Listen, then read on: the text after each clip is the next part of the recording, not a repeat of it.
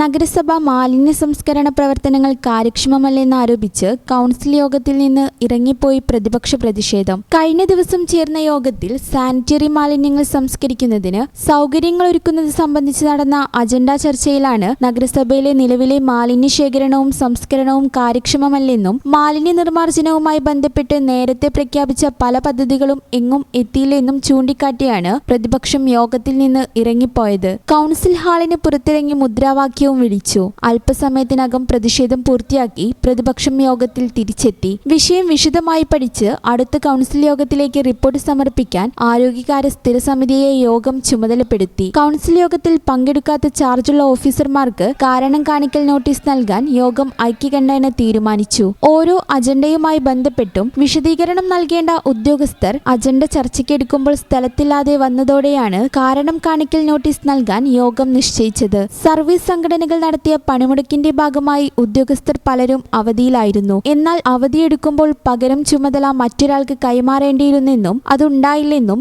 യോഗം വിലയിരുത്തി. യോഗത്തിൽ നഗരസഭാ ഉപാധ്യക്ഷ ഫൗസിയ കുഞ്ഞിപ്പു അധ്യക്ഷത വഹിച്ചു. ഈ ചാനൽ ന്യൂസ് മലപ്പുറം. ഞങ്ങളെപ്പറ്റി നിങ്ങൾക്കല്ലേ കൂടുതൽ അറിയുന്നത്? പരിശുദ്ധിയുടെ സുവർണ പാരമ്പര്യം.